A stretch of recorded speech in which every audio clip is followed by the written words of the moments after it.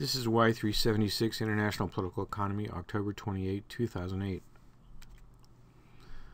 This shows a map of the Cold War. In the dark blue, the United States and Canada. The light blue are allies of the United States.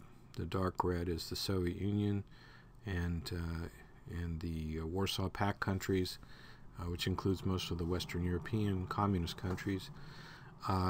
In yellow, you have China, and sort of light red or pink, you have allies of the Soviet Union.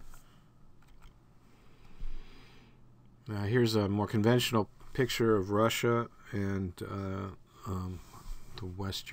East European countries, and a little bit of the stands, Kazakhstan, Uzbekistan, Turkmenistan, and let's see. So the key issues in this lecture have to do with why the Cold War ended in the 1989-91 period. What were the different political and economic strategies being pursued by transition economies after the end of the Cold War? How successful were these strategies, and what general lessons can be learned from them? The end of the Cold War was mainly driven by the desire to end the Stalinist oppression that began in the 1930s and continued on in the Soviet Union until it collapsed. The inability of the Soviet Union to keep up with the United States and Western Europe economically and technologically had a lot to do with this, and but it also had to do with errors of judgment on the part of Soviet leaders. For example, in the case of the nuclear disaster in Chernobyl, and in the unsuccessful intervention in Afghanistan that began in 1978. Soviet dissidents like Andrei Sakharov had a lot to do with the collapse of the Soviet Union. Andrei Sakharov was a nuclear physicist. He was one of the fathers of the Soviet hydrogen bomb, and became a very steady advocate of human rights, a very persistent advocate of human rights during the later years of his life. There were a number of economic problems of the centrally planned economies in the 1980s. Started to have low growth rates. They'd always had low productivity growth, but it became worse and worse as time went on. New technologies were very slow to diffuse. There were often shortages of consumer goods, shortages of foreign currency, and export prices, particularly oil prices, also declined during the 1980s, making things considerably worse. This chart shows average annual growth rate in real GDP in the Soviet Union and Eastern Europe between 1961 and 1985, based on CIA estimates, which were a little bit less optimistic than Soviet estimates. In any case, it shows a steady decline in growth rates.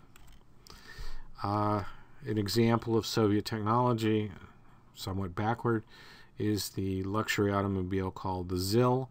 There's a picture of Stalin proudly, with his hand proudly on the windshield of a ZIL automobile. Only the communist hierarchy got to own and drive these vehicles, and as you can see, the design was considerably behind that of Western automobiles. In post-communist Russia, there's been a return to religion. So not only do we have St. Basil's Cathedral in Red Square, but a new church, the Church of Martyr, I think it is, in Moscow, built at millions, even billions of dollars of taxpayer expense, as a kind of a symbol of the rise of the new post-communist Russia. Russia is the biggest country in the set of countries that were formed with the collapse of the Soviet Empire. Poland is number 2. I think Ukraine is fairly large up there in there too, but it didn't include the former Soviet republics that became independent in this chart. Anyway, this shows the annual growth in GDP real GDP, I believe, in 1981 to 2006 in percentages. As you can see, after 1989, positive growth became negative growth. There was an actual shrinking of the economy for quite a long time before the Russian economy turned around again and then resumed its path of growth, actually somewhat higher rate than it had experienced in the 1980s. So I'm going to talk a little bit about why that happened. You can see this also happened in the other former allies of the Soviet Union. So you can see the drop. These are primarily East European countries: Bulgaria, Czech Republic, Hungary, Poland, Romania, Slovak Republic, and Slovenia. And interestingly enough, their turnaround in their economies occurred considerably earlier than it did in the Russian economy, partly because they made the transition more easily, and I'll talk about why in a minute.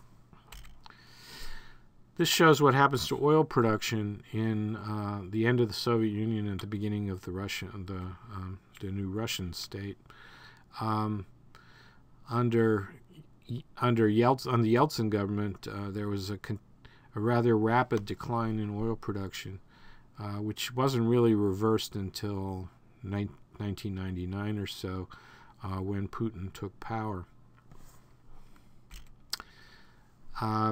Yeltsin, in order to prevent the return of communism, engaged in a major privatization of the formerly state-controlled economy that led to the rise of private individuals of great wealth and power, who later became called the oligarchs or business oligarchs. When Putin took power at the end of the 1990s, he nationalized the energy industry, put his cronies from the KGB in charge of a lot of state firms, and although the rest of the economy remained private, basically Putin decided that it was too important to let the energy industries, particularly oil and natural gas, be in the hands of private individuals. So he took that control back from the oligarchs and basically neutralized the power of the oligarchs. Although those who didn't challenge Putin directly were allowed to continue to do their business ventures.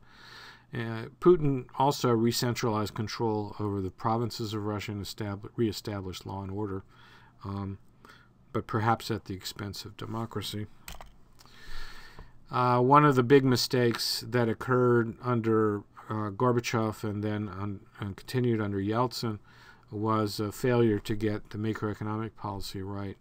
So the initial problem was that the communists were in charge of the central bank, and instead of dealing with shortfalls in taxes by reducing government spending, they simply printed money so that the budget deficit went way high and consumer prices spiked at what, 1,400 per year.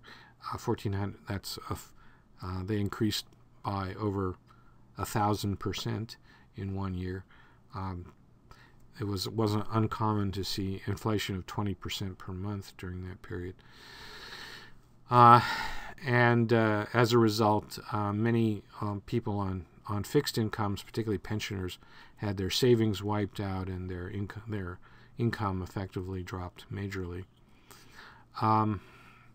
It wasn't really until the mid-50s that inflation and the budget deficit were brought under control.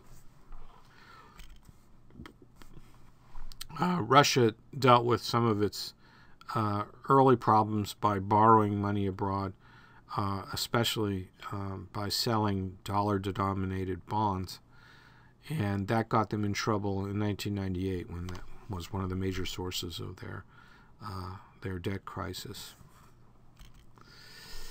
Russia was not particularly successful at attracting foreign direct investment flows until Putin took power. The flows were even lower than those of the East European countries, considerably smaller countries. And there were even when Russia started to receive inflows of foreign direct investment, they were much lower than were received by China. So you can see that in 2006, China is getting about $70 billion of inflow. In that year, Russia is making only about $30 billion in inflow, and much of it coming from overseas Russian interests. So what the real figure is on that is still a little bit up in the air. Well, so there are some lessons from this this review of the transition period. Faster economic transitions, such as occurred in Poland, for example, or maybe Czechoslovakia, seem to be more effective than a slow transition, such as the one that occurred in Russia. Hungary also had a relatively rapid transition. And in Eastern Europe, the prospect of entry into the European Union played a major role in both the transition strategies and policy reforms in those countries, and also probably had a good effect on the economic outcomes.